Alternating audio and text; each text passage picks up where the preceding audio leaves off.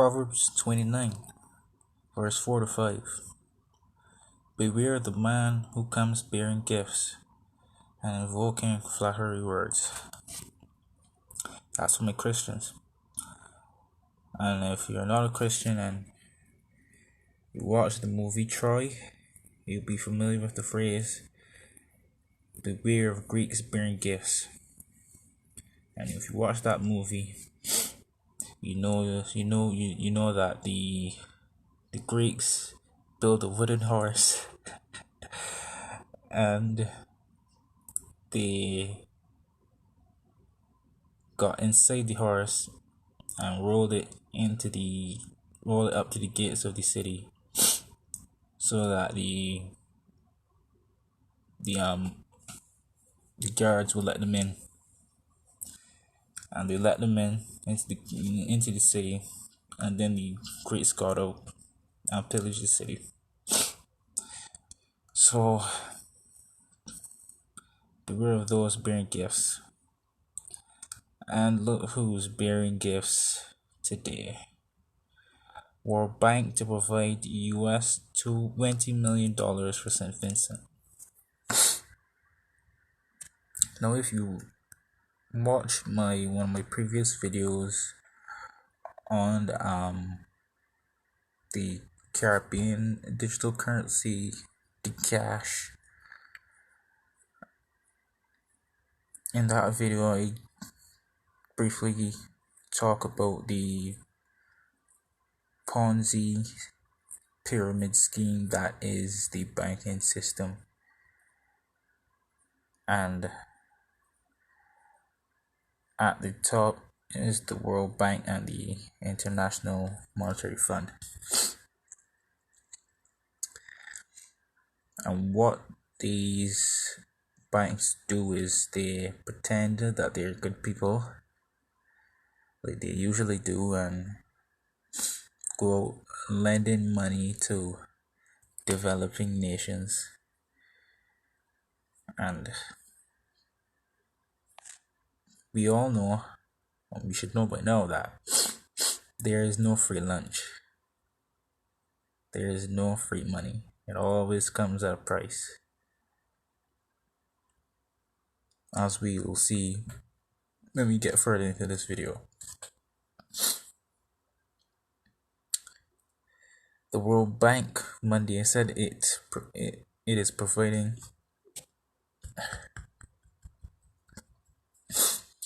US $20 million to support the St. Vincent and the Grenadines government as it responds to the crisis posed by the last deferred volcano eruption. The explosive eruption began last Friday and has required the evacuation of 20,000 people from the high-risk zones around the volcano, both the other parts of the island and surrounding countries. Explosions are continuing, and the falling ashes causing air quality concerns and interruptions in electrical and water supply. Our hearts with the people of St. Vincent and the Grenadines during this crisis, said Tassin Said, World Bank Country Director for the Caribbean. We are committed to supporting the response efforts at this critical time when the country faces this new disaster while already managing the social and economic effects of the pandemic. The Washington-based financial institution said that the funds are being dispersed from a contingent credit line known as the Catastrophe Deferred Drawdown Option, approved in June 2020. Of course it was.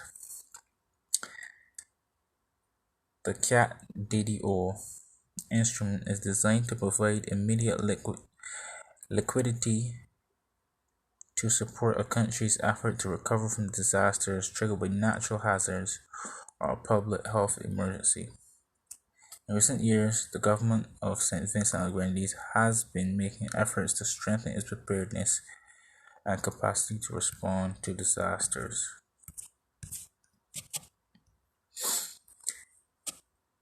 And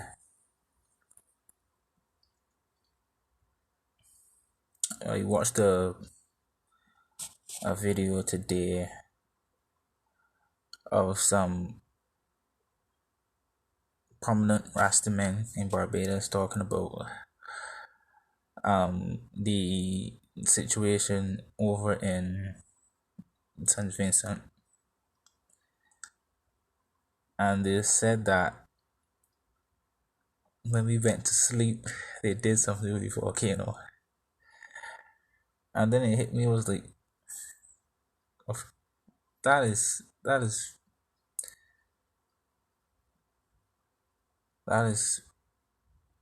really, really." What's the word I'm looking for? And when they said that, uh, light bulb went off in my head, and I was like, they could be right. And of course, they could be right because we know, and if you don't know, the US and China and other countries around the world have been dabbling and researching in weather technologies for years and years. And it's no surprise, even look at what happened in Texas. You know, Texas is one of the more warmer states, and then all of a sudden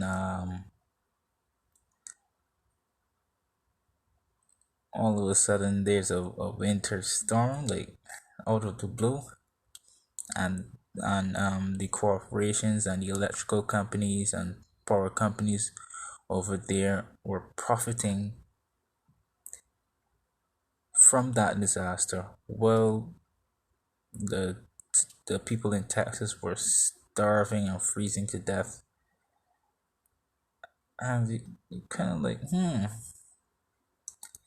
and you start to connect the dots, and they've been causing natural disasters for years, and this one in St. Vincent could be no different. Because if they could manufacture those earthquakes and then disturb the volcano and make it erupt, because the people were already saying that they're not taking the vaccine even after the prime minister threatened their jobs, so they're not taking a vaccine. And then all of a sudden, it's just a coincidence that days later, after that confrontation, the volcano goes off and people have to be evacuated. And the prime minister comes in with another ultimatum saying, if you want to evacuate, you have to take the vaccine. Like, is that really a coincidence? I don't think so, but I'm not saying that it's a fact that the volcano eruption was manufactured, but it's highly, highly probable, and we should question that and keep that into consideration.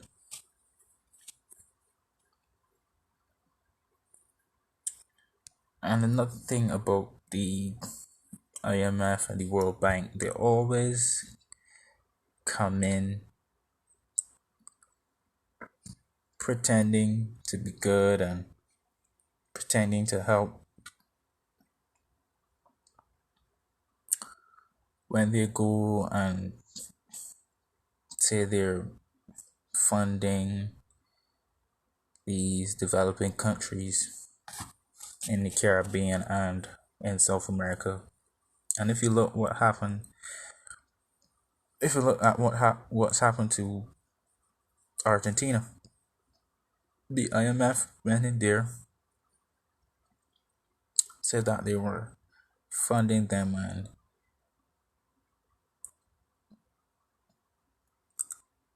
and then so they give them the millions and millions of dollars, know they can't pay it back, and then it's either two things: they take their natural resources to pay off the debt, or they seize um government owned um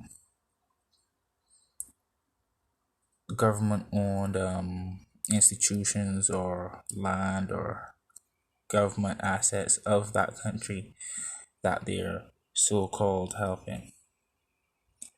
And they've been doing that to Barbados for years.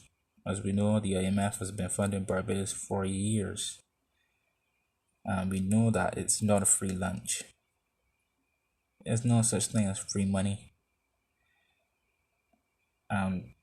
We in Barbados, we have no natural resources to speak of. The only thing we have is tourism and a little sugar cane on the side. So what are our debts? The UWI is 450 billion plus in million plus in debt. And as we saw in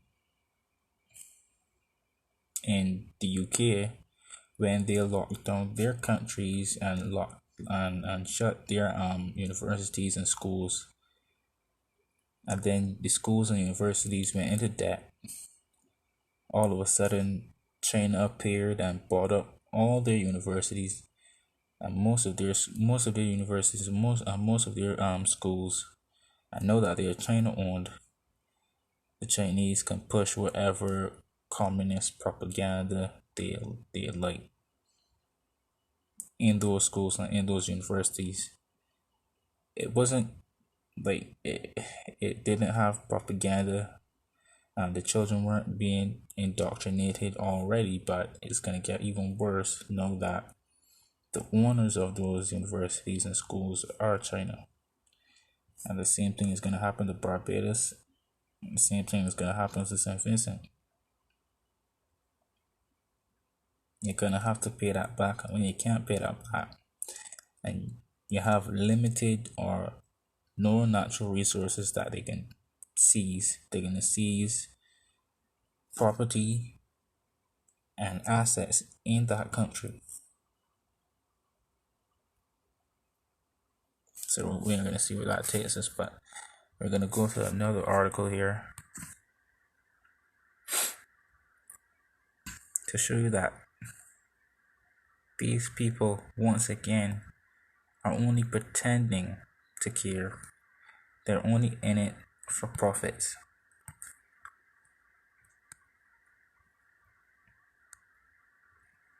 And we all know how debt works, how loans work. You get a loan, say of $10, and by the end of paying back that same loan, you have to pay it back at least twice or three times the amount. So you end up paying back $30. So these people make bank. And this article we see here, this is from Investments Watch. IMF bribing countries to do extreme lockdowns. This was posted on August 1st, 2020. Huge foreign loans are given to sovereign nations by the World Bank, IMF, and the likes. But the conditions that come attached to these loans are seldom told by governments to their citizens. Of course they don't. These are all done in Rome, and the people of the country are not told the stipulations of these loans, and then we have to, and when the taxes increase, all these new taxes come in, and we don't know why we're paying them. We're just paying them. That's why.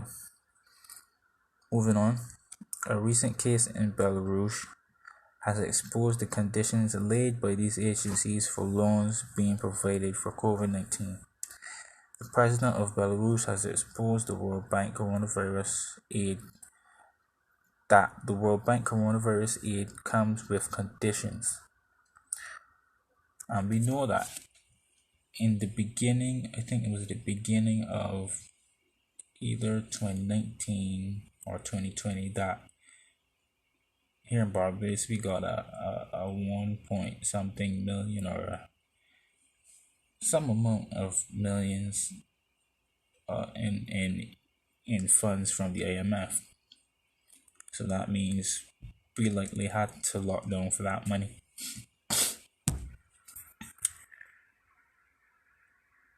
Moving on, for exposing extreme lockdown measures to model their coronavirus response on that of Italy, and even changes in economic policies which he refused as being unacceptable. Additionally,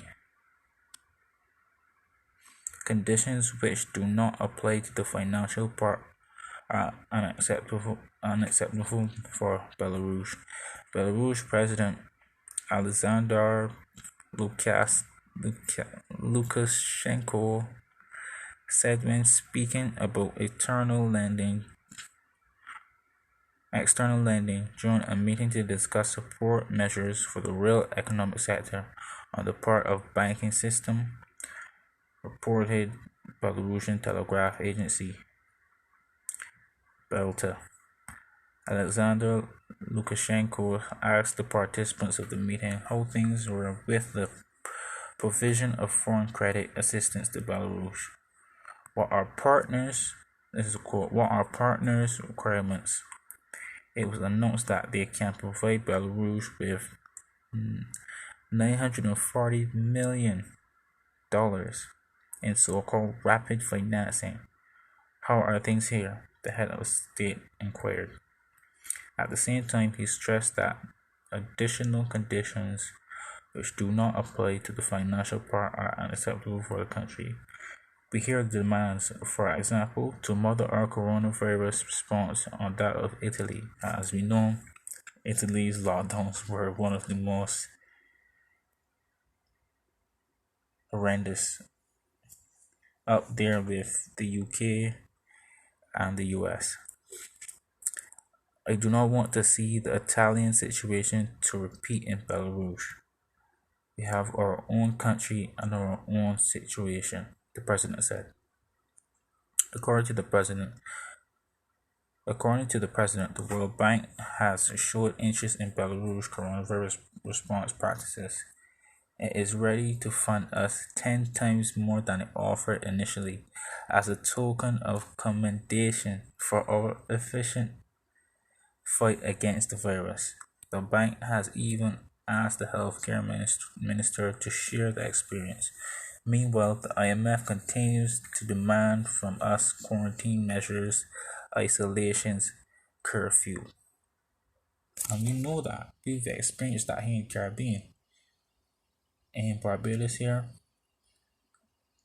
44 deaths so far.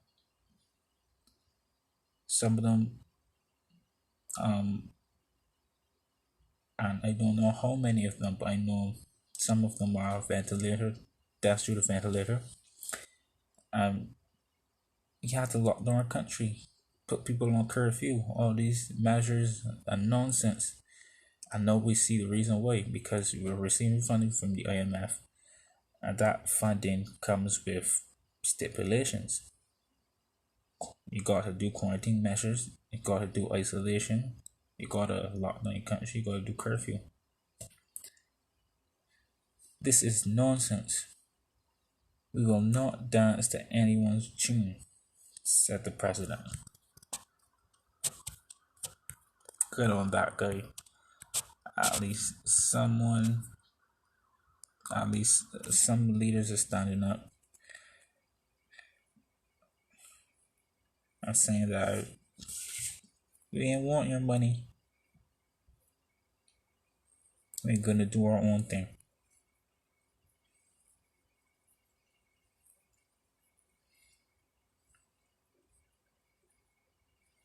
And as I said before, all this money that they're giving away, people, these banks and the Federal Reserve just prints money. There's no cap on how much they can print. They can print how much ever they want, whenever they want. So it's like it doesn't it all this money that we get in, all this bribe money and shill money,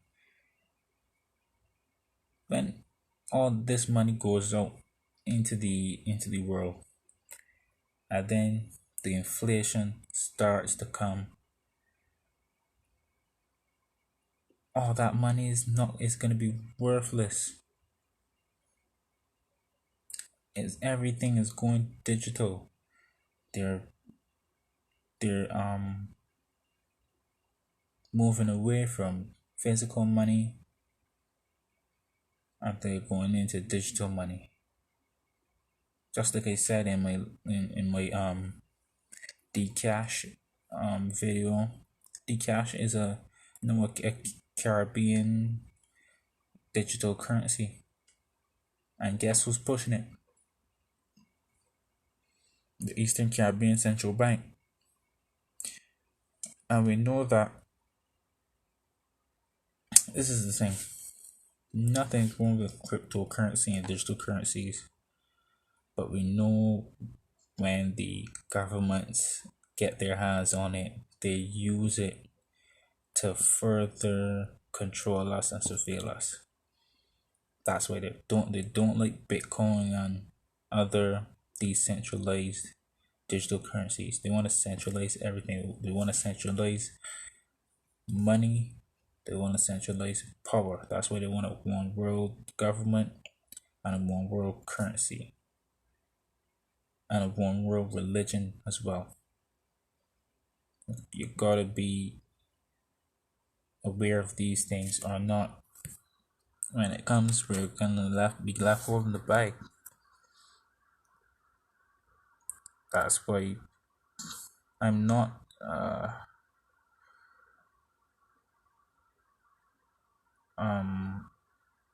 an investor in anything, but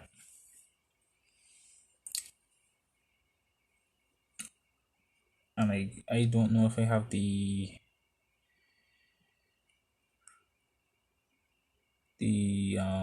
experience to speak on this, but from my understanding, if they are moving away from paper money, people should start investing in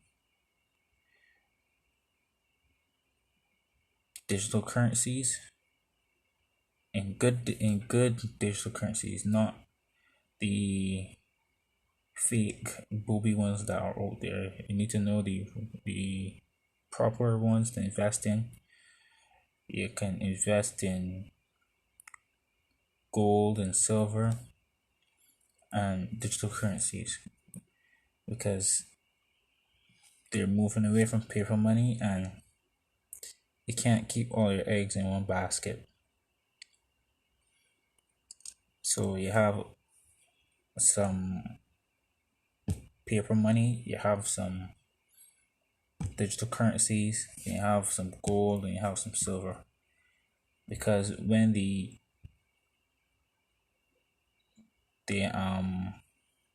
inflation hits on the paper money and that becomes worthless, the only way you're gonna be able to trade is through digital currencies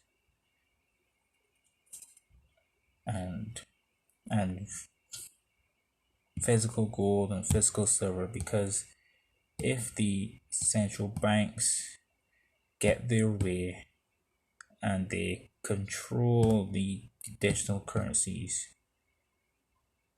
it's going to be hard for the common person to buy and trade.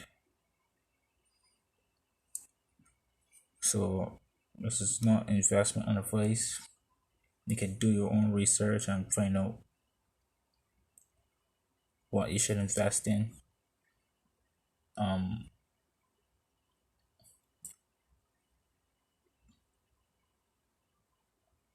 Because it's going down that road and you can't turn back. Everything is going digital, and you don't want to be all in digital currencies or all in on physical money or all in on gold or all in on silver. You want to have separate. You want to have your eggs in a different basket so that you'll be more secure if one goes under.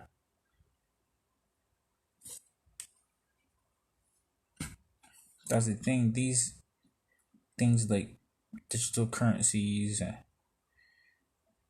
all this other stuff are good, but when the governments get their hands on it, they use it to control us.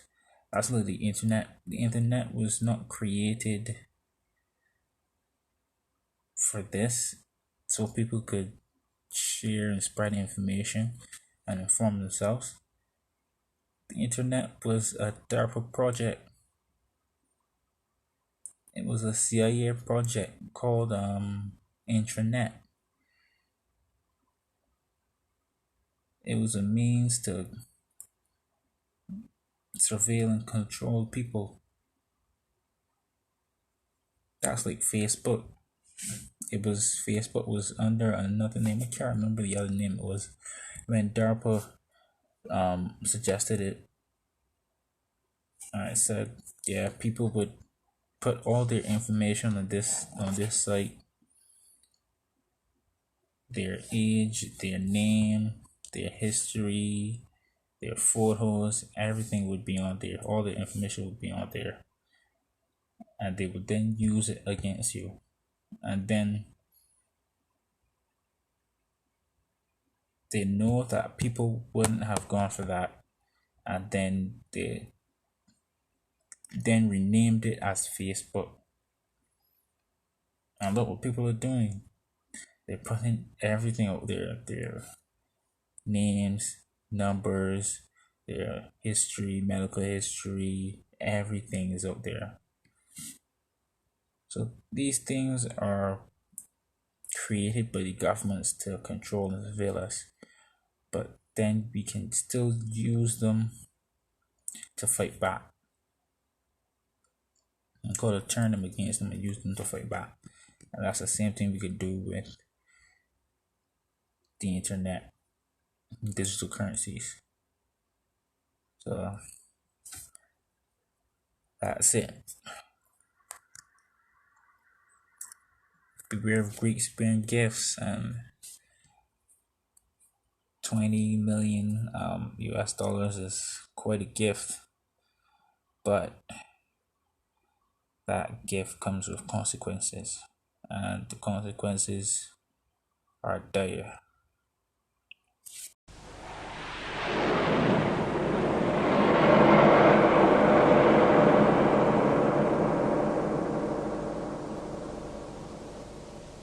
Remember Live Aid in 1985, that symbol of concern and generosity? Did you know that during that year, the hungriest countries in Africa gave twice as much money to us in the developed world as we gave to them? There was another famine last year. Perhaps you were one of those who took part in Red Nose Day. Did you know that before that day was over, the equivalent of all the money that Comic Relief had raised in Britain, about £12 million, had come back to the rich countries? For every day this amount is given by the poorest to the rich has interest payments on loans that most of them never asked for or knew existed. In other words, contrary to a myth long popular in the West, it's been the poor of the world who've financed the rich, not the other way round. And this film sets out to explain why. It's also a film about war. A war you don't see on your television screens, for it's seldom news. It's been described as a silent war. Instead of soldiers dying, there are children dying. More than 500,000 in 1 year, according to the United Nations. That's more than twice the number of dead in the Gulf War.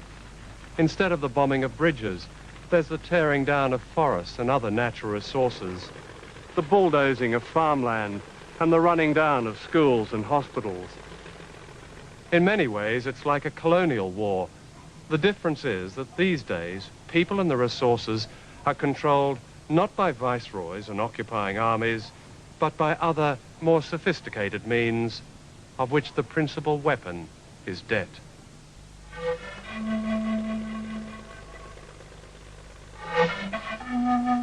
There are no bullets, but it's a war in which people are dying.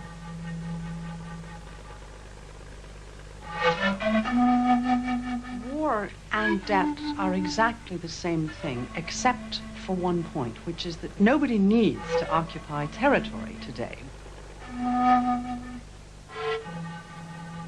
In the 1980s, the World Bank and IMF and the US government and the British government would say to developing countries, you cut government spending, you increase exports, you privatize, or you won't get new loans. Belt tightening is what it's called. What you do is tighten those notches that are easiest to pull. Those notches that affect children, that affect poor people, that affect people who have no power in a political system. Part of the design of structural adjustment programs, that's what these policies are called, is to drive down real wages. The 1980s have been a lost decade for development. The brunt has been borne by the most vulnerable groups, children or mothers with young children. To understand the debt question, one has to understand first that what is taking place today is the greatest transfer of public wealth to private hands in the history of this earth. The process of coercing most of humanity into debt as a means of controlling their resources, their labor and their governments began almost half a century ago. It was not called colonialism. That was a term made defunct by World War II. There were new, hopeful euphemisms. Indeed, this was the beginning of what President Bush now calls the New World Order.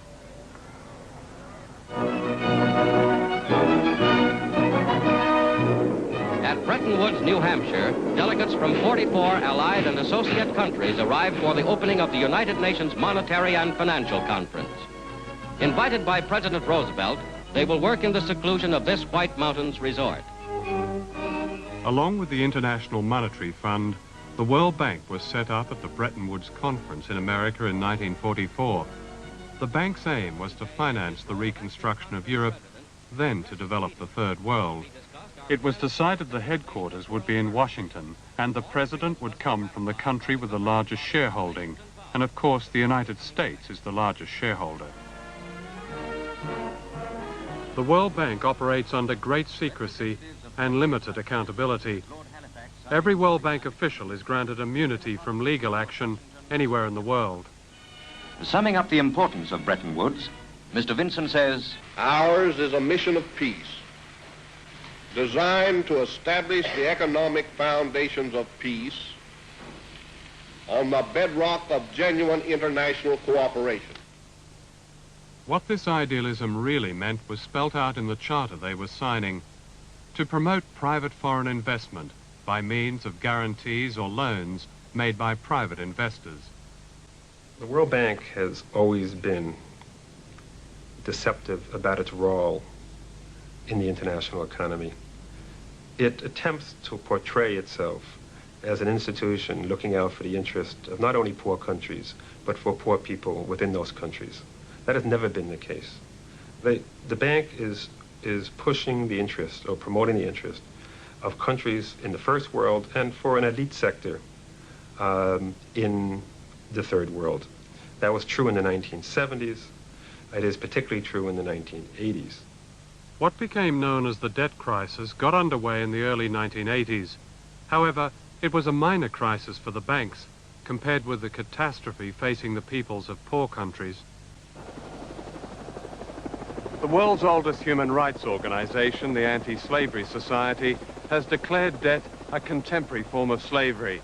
Nowhere is this more vividly demonstrated than here in the Philippines, where 44% of the national budget is given to paying interest charges to foreign banks, compared with just 3% for health services.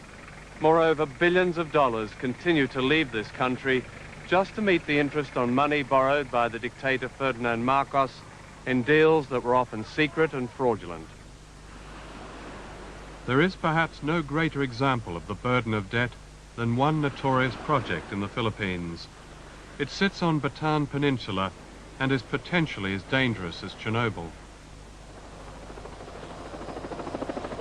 Built less than 60 miles from the city of Manila on 3 earthquake faults near 2 live volcanoes, one of which recently erupted, this is the Bataan Nuclear Power Station.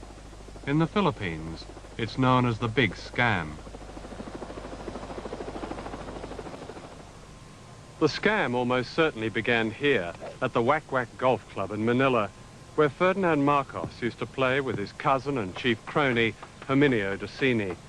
In 1974, the American company General Electric applied to build the Bataan Nuclear Power Station, but Dacini urged his pal Marcos to accept the highest bidder, the Westinghouse Company. Moreover, the deal would be underwritten by the American government through the Export-Import Bank and a clutch of private American banks. Everybody would make a buck, except the Filipino people. By 1977, President Carter had stopped the building of nuclear power plants because of their inefficiency and faulty design. But he did nothing to stop the same plants being built in third world countries like the Philippines. Moreover, the State Department, which had to approve Westinghouse's export license, knew the Bataan Power Station was to be built in an earthquake zone, but still it was encouraged to go ahead. To make the story even more dubious, the U.S. government enters in. William Casey, later the director of the CIA, then head of the Export-Import Bank, an agency which helps U.S. businesses overseas by providing loans and loan guarantees. Casey goes to Manila. Casey comes back, recommends that the U.S. government, through this Export-Import Bank, give an initial loan. That opens the gate for all these other banks to come in and give loans, and they start building. Westinghouse at this time does the usual thing. You have delays, you have problems. The price goes up and up and up. First to 1.1 billion, finally to 2.2 billion. Some estimate that the final cost to the Philippines will be $2.6 billion. So you have a $2.6 billion fiasco that will never produce 1 watt of electricity, which now the Filipino people have to repay. When Marcos was overthrown in 1986, President Aquino declared the Bataan Power Station unsafe, and it was closed forever. At the same time, her government began legal action in the United States against Westinghouse. Last year, the American judge found ample evidence of bribery. On the day before the case was due to be heard in March, it was settled out of court. Westinghouse agreed to pay the Philippines $100 million. But remarkably, the Aquino government agreed to give Westinghouse $400 million just to make the power station work, regardless of its position in an earthquake zone. And this $400 million will be borrowed from the same American Export-Import Bank and will have to be repaid by the Filipino people, most of whom live in poverty. The World Bank and IMF that pride themselves in being institutions that are helping deal with the debt crisis were being used by a third world president actually for his own internal economic gain, in that it was allowing him to continue to service commercial bank debts without getting into trouble, continue to get new loans in, from which again he would take whatever, 1% or 1.5%, and continue to enrich himself. When Cory Aquino was swept to power, she described the Philippines as a land of broken promises. Her promise to the Filipino people was that they would be the beneficiaries of their civilized uprising against Marcos. "I will vigorously renegotiate," she said, "the terms of our foreign debt." But in the end, she gave priority to paying off the banks. Poverty now stands at 70% of the population, a rise of more than 10% since she came to power.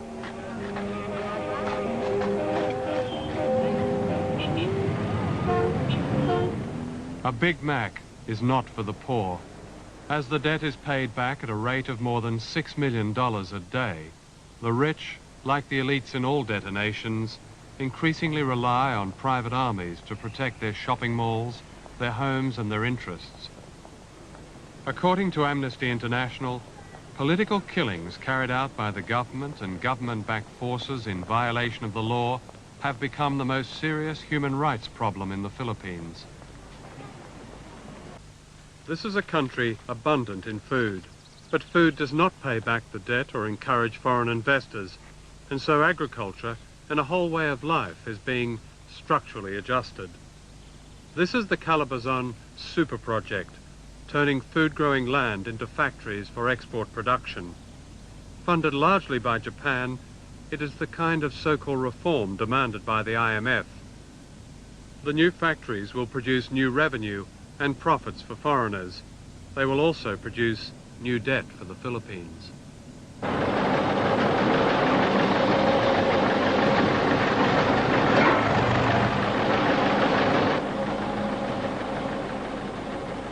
Calabazon typifies the kind of development strategy which only brings ruin to the third world, because such a strategy is premised, for example, on massive development, so-called development, massive exploitation of the environment, change in people's way of life, taking land from the people and the peasants to be able to convert these into so-called industrial zones with the problems of pollution and everything.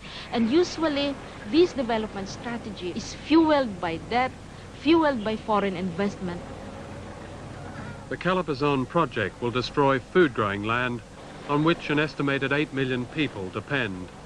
The farmers have been given little or no notice, and compensation generally has been meager.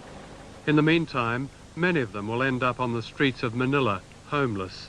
Japanese, American, and other foreign-owned factories will rise on the paddies and fields.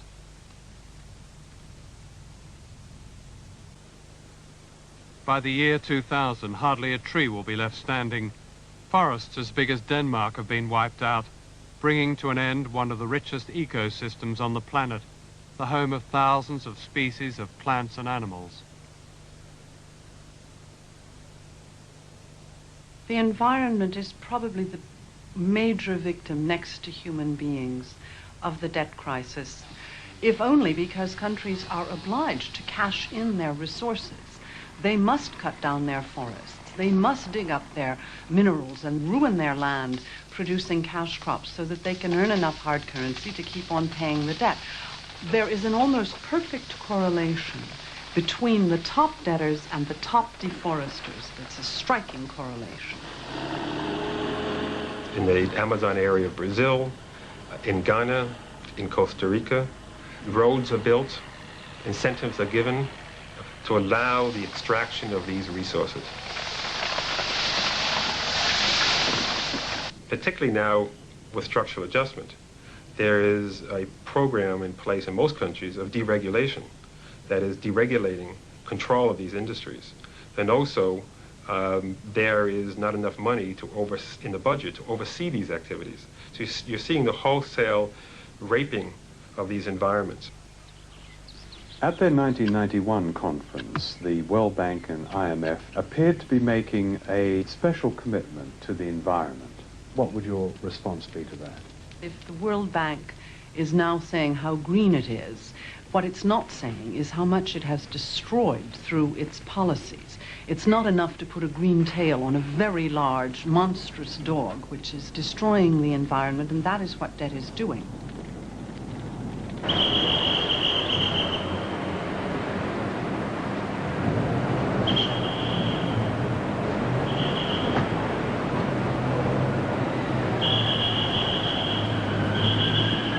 Welcome to the World Bank and International Monetary Fund conference in Bangkok. The aim of the conference is, and I quote, to find ways of eradicating poverty all over the world. Alas, there are contradictions. You see, most of the delegates are bankers. Now, this is not to suggest that bankers don't care about poor people. It's just that some things are hard to explain, such as why officials of the World Bank spend, in their pursuit of solutions for the poor, an estimated $45 million a year flying first class and staying in five-star hotels. And why at this conference, chefs have been flown in, especially from Paris, to a country where children still die from malnutrition, and why they need to be shadowed by more doctors than most people in Southeast Asia see in a lifetime.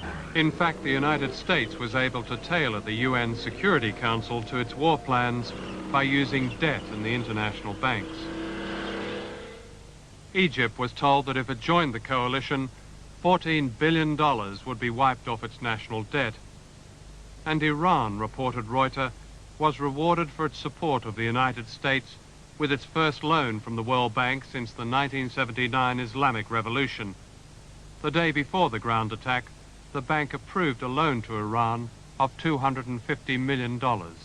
And China received the first World Bank loan since the Tiananmen Square massacre, just 1 week after the Chinese foreign minister met President Bush at the White House. Outside the bank, Syria was promised a $1 billion arms deal brokered by Washington, and a photo opportunity was arranged with President Bush. An international terrorist was suddenly an old friend.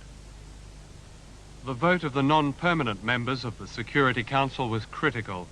Minutes after Yemen voted against the resolution to go to war, a senior American diplomat was instructed to tell the Yemeni ambassador, "That was the most expensive no vote you ever cast," meaning that $70 million in American aid to one of the poorest countries in the world would be stopped. The use of debt in bribing the coalition was nothing new. Manipulation of the World Bank was documented in the early 1980s in a secret US Treasury report. The United States, says the report, is capable and willing to pursue important policy objectives in the banks by exercising the financial and political leverage at our disposal. In other words, the US is able to impose its will on the World Bank. Britain's influence on the international banks is small compared with the United States, but British high street banks are deeply involved in third world debt. In 1 year, 1990, poor countries transferred more than £6 billion net to British banks. On top of this, the banks were allowed tax relief on making provision for so-called doubtful loans. From 1987 to 1990, this tax relief amounted to £1.6 billion, the equivalent of 10 times what the British public gives in charitable donations to the third world. We invited all the high street banks to be interviewed about this. All of them refused. So we asked the Bankers Association to explain it, and they said it was nothing unusual. As in all business debt, they said, the tax relief would have to be paid back when the principal loan was paid back. In the meantime, the banks can keep the tax relief and still demand interest payments. And this constant demand is true also of the IMF and the World Bank. Given that most countries do have enough resources to provide for their people, why should they have to tolerate a system that forces parents to watch their children die slowly, like the children of Eddie and Teresita in the Philippines? Indeed, why should the burden of debt fall to those least responsible for it? At the other end of the scale, why should British high street banks get tax relief of more than £1 billion just in case loans are not paid back? That amount of money would immunize 400 million children against preventable disease. Above all, why should the lives of ordinary people be controlled by a few who are themselves unaccountable and whose decisions and judgments are dictated by a belief that economics is meant not to serve people, but as some kind of holy writ requiring regular offerings, even blood sacrifices, to a god called the bottom line? The debt of all poor countries accounts for less than 5% of the loans of commercial banks. If the debt was cancelled unconditionally, the banks would hardly know the difference. If it's not cancelled, the scenes shown in this film will endure, and people may take it no more, and perhaps the debt wall will no longer be silent. Is that the kind of world we are to give those children who reach the 21st century?